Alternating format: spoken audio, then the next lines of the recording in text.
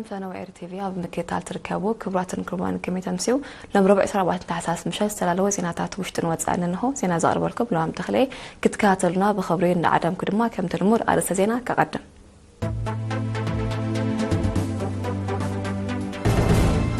ኣብ ዞባ ማእከል መደባት ትምህርቲ ንዓበይቲ ንምሕያልን ንምስፋሕን ዓውደ ዘተ ተቃኒዑ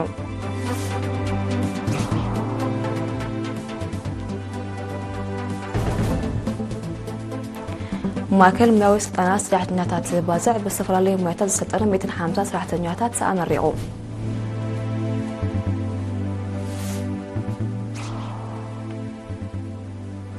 ኣብ ዞባ ዓንሰባ ውሑስ መኣዛዊ መግቢ ንኹሉ ኣብ ኩሉ ንምርግጋጽ ይስራሕ ኣሎ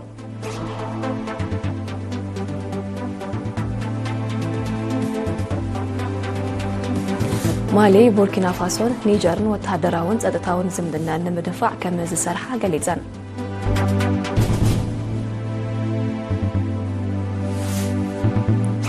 እስራኤል ካብ ወሽመጥ ጋዛ ክትወጽእ መደብ ከም ዘይብላ ኣፍሊጣ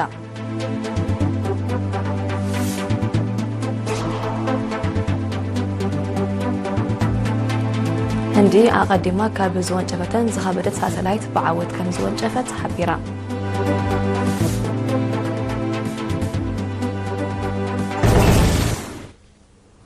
ኣብ ዝዝራእቱ ክንሰግር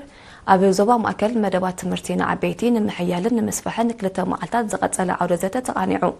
ወኪል ኤዳ ዳይነመሉን ዘዳለወ ዜናዊ ትሕዝቶ ፍርቱና ዓንዶም ከተቕርበያ ኣብ ዞባ ማእከል መደባት ትምህርቲ ንዓበይቲ ንምሕያልን ምስፋሕን ዝዓለመ ዓውደ ዘተ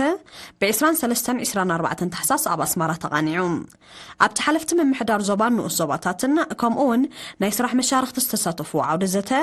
ካብ 2000 ክሳብ 2015 ንዝነበረ ገስጋስ መደብ ትምህርቲ ንዓበይቲ ዝምልከት ጸብጻባት ብሓለፍቲ ኣብያተ ጽሕፈት ትምህርቲ ኣብ ንኡስ ዞባታት በሪኽ ሰረጃን ጋላነፍሕን ከምኡውን ምምሕዳር ከባቢ ድርፎ ቀሪቡ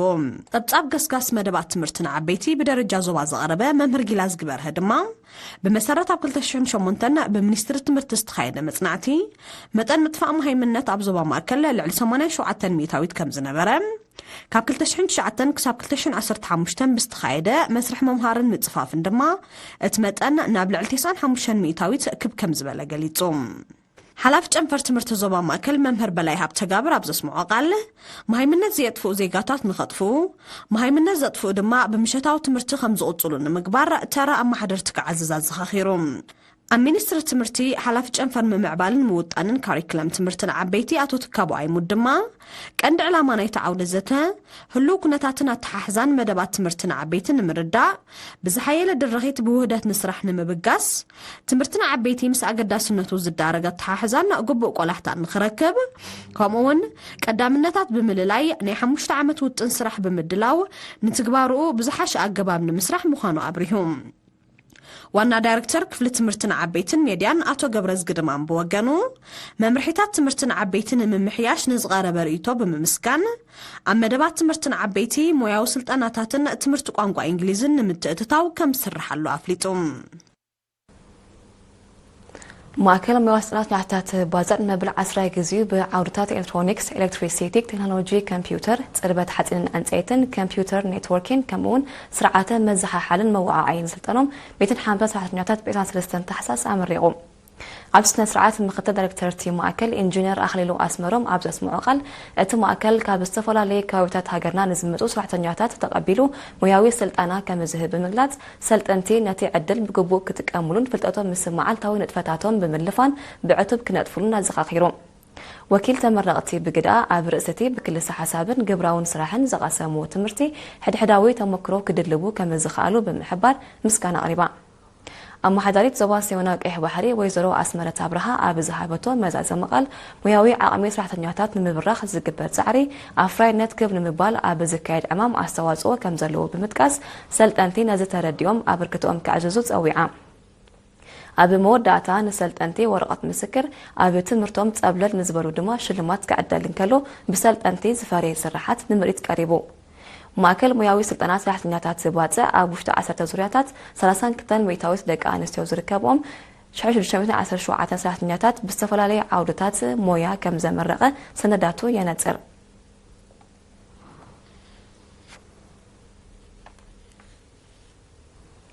أب زوبا عن سبا وحس ما زو مجبي نخلو أكلو نمرقات يسرح له وكير إنها بتقرقش تسوى مريم ملكات أبزاب نزدالو وتحسو أبراهام عند مريم كأربعين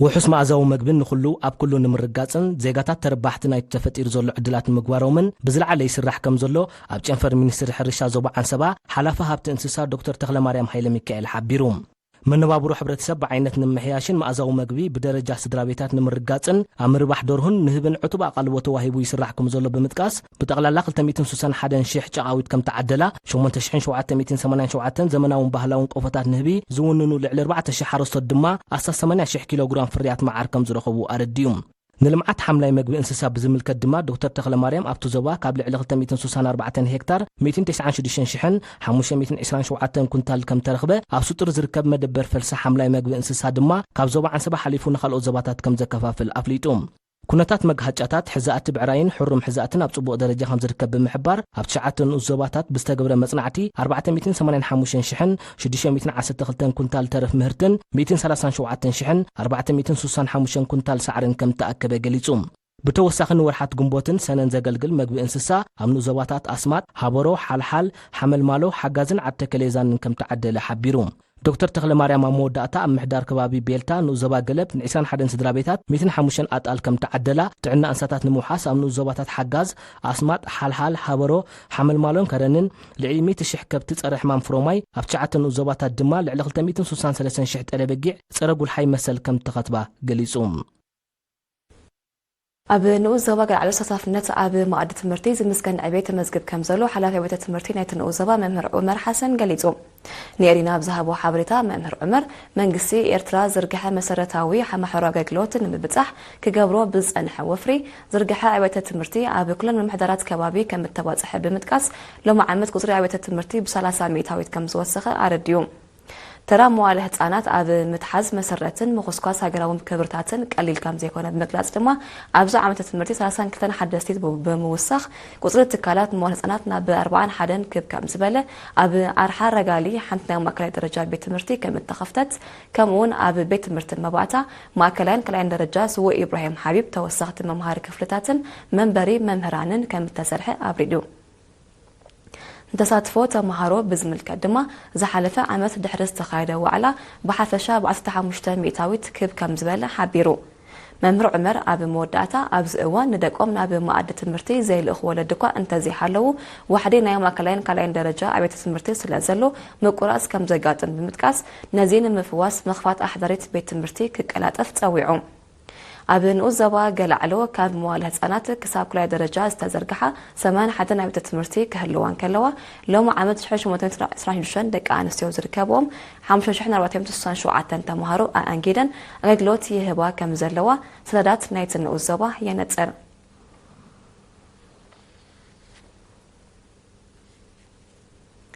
جنفر محبر ممهران زوارو بعسرات حساس أبن أوزبادك أمحارك أبزركا وعشرة شمونتن نيم مبعتا مع كلين درجة عبيت تمرتي نستواتو ممهران السلطانة قوانكو أنجليز وديبو أبو مبرعت جنفر ممهر سامسوم نقاش نحافشا وعمامن تال أخوان محبر بزملكات مجلسي دحر مهاب بب اوانو سطراتات انا ودبكا عامتات ابالات حاف بنبال كابك عندي علاماتات كم زخونه ابريهم نفس أنا زحابة ممهر سرب استيفانوس دما أب من باب متصحف مسمع المردان ذات كورة أب مسرح ممهارن مستمهارن زحجز باب نتات تسني مجلسي هيبو أب بيت صحفت مرتين وزبادك أمهارة حلافيسنا ممهرنا ممهر عقباي فقادو بوكانو اتمدب كدف قالو أزخا خيرو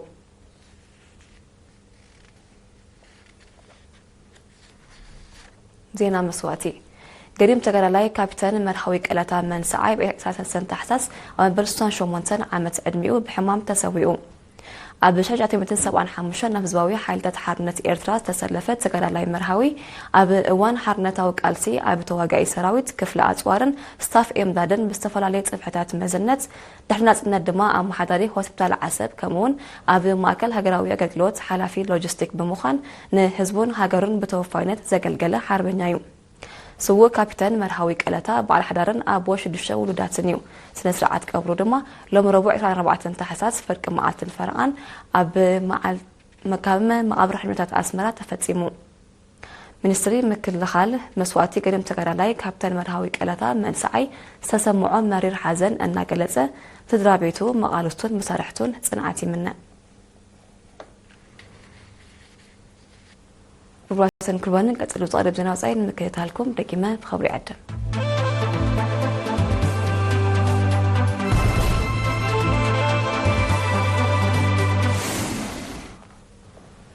ኣብዜና ወጻኢ ክንሰግር ማሊ ቡርኪና ፋሶን ኒጀርን ወታደራውን ጸጥታውን ዝምድና ንምድፋዕ ኣበርቲዐን ከም ዝሰርሓ ኣፍሊጠን እዚ ዝተገልጸ መራሕቲ ናይተን ሃገራት 23 ታሕሳስ ኣብ ከተማ ባማኮ ማሊ ኣብ ዘካይድዎ ዝርርብ እዩ እቶም መራሕቲ ሃገራቶም ሽበራ ንምቅላስ ቅድሚ 2 ዓመታት ንዘቆሞ ሓበራዊ ሓይሊ ብዓይነትን መጠንን ንምምዕባል ተረዳድየን ሰለስተን ሃገራት ኣብ 2023 ዘቆመ 15,000 ኣውራ ዘለዎ ሓበራዊ ወታደራዊ ሓይሊ ኣብ ዶባተን ኣዋፊረን ከም ዘለዋ ዝፍለጥ እዩ እዚ ከምዚሉ እንከሎ ማሊ ቡርኪና ፋሶን ኒጀርን ኣብ ጸጥታ ጥራይ ዘይኮነ ኣብ ምዕባል ቁጠባውን ክትሓጋገዛ ተሰማሚዐን ኣለዋ ከም ኣካልቲ ሱሉሳዊ ስምምዕ ዞባዊ ንግዳዊ ምልውዋጥ ከስፋሓ ምዃነን ኣፍሊጠን ኣለዋ ሰለስተን ሃገራት ግዳማዊ ምትትታው ብምቅዋም ንዓሰርታት ዓመታት ኣብ መሬተን ተዋፊሩ ንዝጸንሐ ግዳማዊ ወታደራዊ ሓይሊ ኣብ ዝሓለፈ ቀረባ ዓመታት ከም ዘውጽኦ ኣይርስዓን እስራኤል ካብ ወሽመጥ ጋዛ ክትወጽእ መደብ ከም ዘይብላ ሚኒስትር ምክልኻል እስራኤል ካትዝ ሓቢሩ ነቲ ውጥን ንምስማር ሃገሩ ሰራዊታ ብቀዋምነት ኣብቲ ወሽመጥ ንምስፋር ዘኽእል ማዓስከራትን ኣባይትን ክትሃነጽ ምዃና ሚኒስትር ምክልኻል እስራኤል ትማሊ 23 ታሕሳስ ኣነጺሩ በዚ ድማ ወታደራዊ ወፍሪ እስራኤል ኣብቲ ወሽመጥ ንምንቅስቓስ ሓማስ ንምሳስ ጥራይ ዘይኮነ ሓይሎ ወገናት ይገልጽለዉ እስራኤል ተኽሲ ንምቁራጽ ምስ ምንቅስቓስ ሓማስ ንዝበጽሓቶ ስምምዕ ብተደጋጋሚ ክትጥሕሶ ክጸንሐት ምስቲ ንነዊሕ ጽመተ ንመደባታ ስለዘይሳነ ምዃኑ ዝጥቀስ ብዘይካቲ ኣብ ወሽመጥ ጋዛ ተካይዶ ዘላ ቀጻሊ ወታደራዊ ስርሒታት ነበርቲ ናብ ካልእ ሃገር ክጋዕዙ ተካይዶ ዘላ ዘምተውን ኣብቲ ወሽመጥ ብቀዋምነት ንምስፋር መደብ ከም ዘለዋ ዘንፍት ምዃኑ ይሕበር እስራኤል ካብ መወዳእታ 2023 ኣብ ወሽመጥ ጋዛ ብተካይዶ ዘላ ወታደራዊ ተጻብኦታት ዝበዝሑ ሰላማውያን ዝኾኑ ልዕሊ 70,000 ፍልስጤማውያን ክቕተሉ ከለዉ መላእ ህዝቢ ወሽመጥ ተመዛቢሉ ተጸባዩ ረድኤት ኮይኑሎ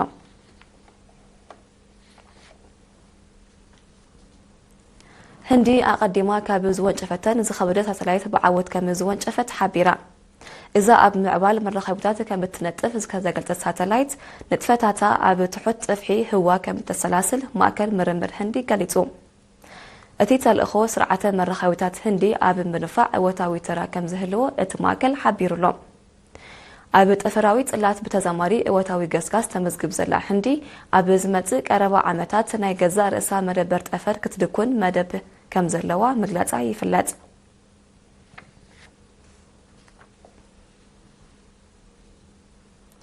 ሎሚ 4 ታሕሳስ ኣብ ደቡባዊ ምብራቕ ደሴት ታይዋን 6.1 ሬክተር ምቅጥቃጥ ምድሪ ተኸሲቱ በቲ 12 ኪሎ ሜትር ማዕመቕ ዘጋጠመ ተፈጥሮኣዊ ሓደጋ ኣብ ህይወት ሰብ ዝወረደ ክሳራ እንተዘይለ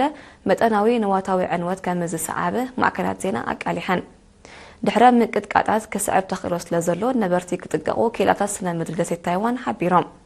ኣብ ደሴት ታይዋን ኣብ 2016 ብዘጋጠመ ሓደጋታት ምቅጥቃጥ ምድሪ ብጠቕላላ ልዕሊ 2100 ሰባት ከም ዝሞቱ ጸብጻባት የረድኡ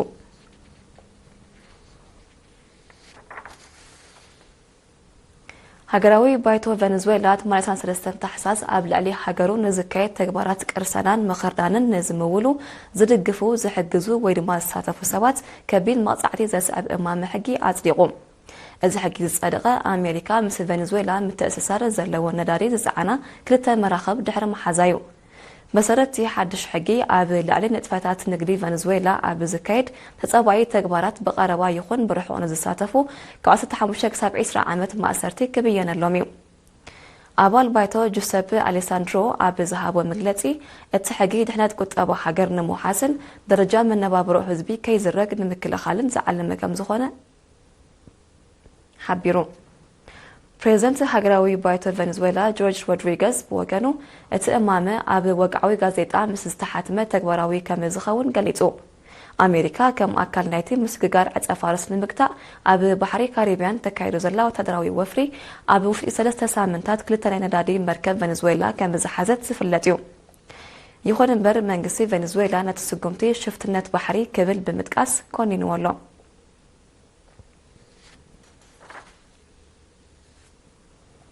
روسيا نصوريان 83 تحساس اب صلات وتادراوي اندستري استراتيجيكاوي متحببار نمسفح زعل مزته اكايدن زستغلص منسترات ጉዳት ወጻን መከላኸልን ሶሪያ ኣብ ከተማ ሞስኮ ምስ ፕሬዝዳንት ቭላድሚር ፑቲን ኣብ ዘካይድዎ ርክብዩ እቲ ዝርርብ ሓበራዊ ረብሓን ኣገዳስነትን ኣብ ዘለዎም ፖለቲካዊ ቁጠባውን ወታደራውን ጉዳያት ከምኡውን ኣብ ኣገዳስነት ፖለቲካውን ዲፕሎማሲያውን ምውሃድ ሩስያን ሶሪያን ኣብ ሃገራዊ መድረኻት ዘተኮረ ነይሩ ክልቲኦም ወገናት ዓቕሚ ሰራዊት ሶሪያ ንምድላል ወታደራዊ መተሓበባር ኣብ ምዕባልን ኣጽዋሩ ዘመናዊ ኣብ ምግባርን ከም ተመያየጡ ተቃሊሖም ብዘይካዚ ዓቕሚ ምክልኻል ሶሪያ ብዝሓይል መንገዲ ወታደራውን ቴክኒካውን ሽርክነት ንምስጓም ዝሕግዙ መንገድታት ገምጊሞሞ ፕሬዝዳንት ፑቲን ሃገሩ ንሶሪያን ግዛታዊ ሓድነታን ዘለዋ ጽኑዕ ደገፍ ደጊሙ ብምርግጋት እስራኤል ኣብ ሶሪያን እትፍጽሞ ዘላ ተደጋጋሚ ምጥሓስ ሉዓላውነት ንዞባዊ ጸጥታን ምርግጋእን ቀጥታዊ ሓደጋ ከም ዝኾነ ብምሕባር ኮኒንዎ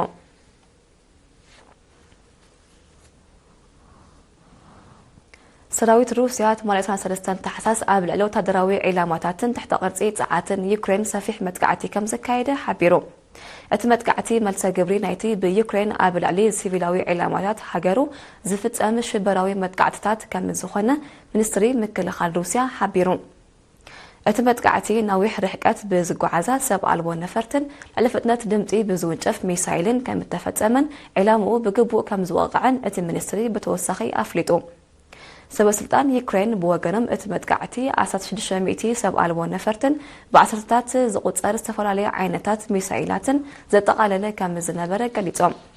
ብዘይካዚ ብሰንክቲ መጥቃዕቲ ኣብ ሓያሎ ዞባታት ዩክሬን በቐንዱ ድማ ኣብ ምዕራባዊ ክፋለተ ሃገር ሰፊሕ ምቁራጽ ሓይሊ ኤሌክትሪክ ከም ዘስዓበ ሓቢሮም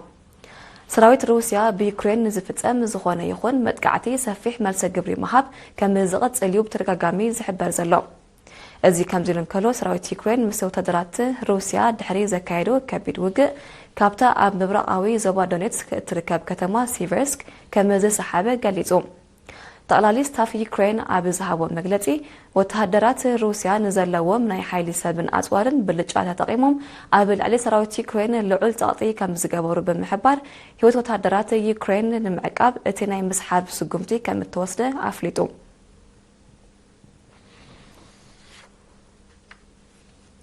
ኢራን ናብ ጎረቤታ ሃገር ኢራቅ እትገብሮ ጸንሐት ሰደድ ተፈጥሮአዊ ጋዝ ንግዚኡ ደው ከም ዘበለቶ ተቃሊሑ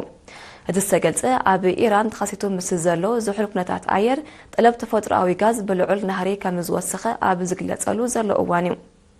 ኣፈኛ ሚኒስትሪ ሓይሊ ኤሌክትሪክ ኢራቅ ብዝሃቦ መግለጺ ብሰንክቲ ምቁራጽ እታው ባህላዊ ጋዝ ሃገሩ ክሳብ 4.5 ጊጋዋት ሓይሊ ኤሌክትሪክ ከም እትስእን ሓቢሩ ኢራቅ ነተሕጽረት ንምምሕዳር ግዚያዊ ስጉምትታት ከም ዘተኣታተወት እቲ ኣፈኛ ብተወሳኺ ሓቢሩ ብመሰረት ዝወፀ ጸብጻባት ኣብ ኢራን ኣብ ዝሓለፈ 24 ሰዓታት ሃልኪ ተፈጥሮአዊ ጋዝ ልዕሊ 955 ሚልዮን ሜትሮ ኩቦ በፂሑ ኢራቅ ኣብ መዓልቲ ን43 ሚእታዊት ካብ ቀረብ ጸዓታ ዘውሕሳ ጀነሬተራት ዝውዕል መዓልታዊ ልዕሊ 50 ሚልዮን ኪቢክ ሜትር ባህርያዊ ጋዝ ካብ ኢራን ከም እትኣቱ ይሕበር كرواتن كروان زينا قدم زامنا ارستاتو كدغملكم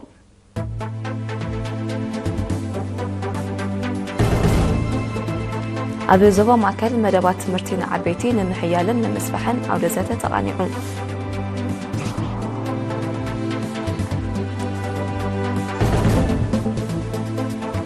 ماكل مياوي سلطنا سرحتنياتات سيبازع بسفرالي موياتات زسطنوم 250 سرحتنياتات امريقوم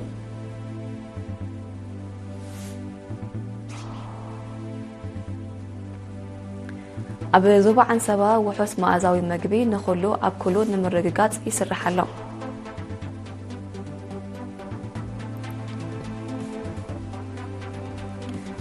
ማሊ ቡርኪና ፋሶን ኒጀርን ወታደራውን ጸጥታውን ዝምብነ ንምድፋዕ ከም ዝሰርሓ ገሊጸን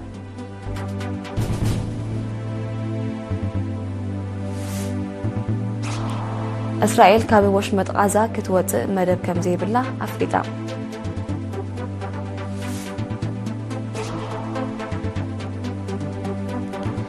هندي أقدما كابزوان شفتن زخبرت ساتلايت بعوض كمزوان شفت حبيرة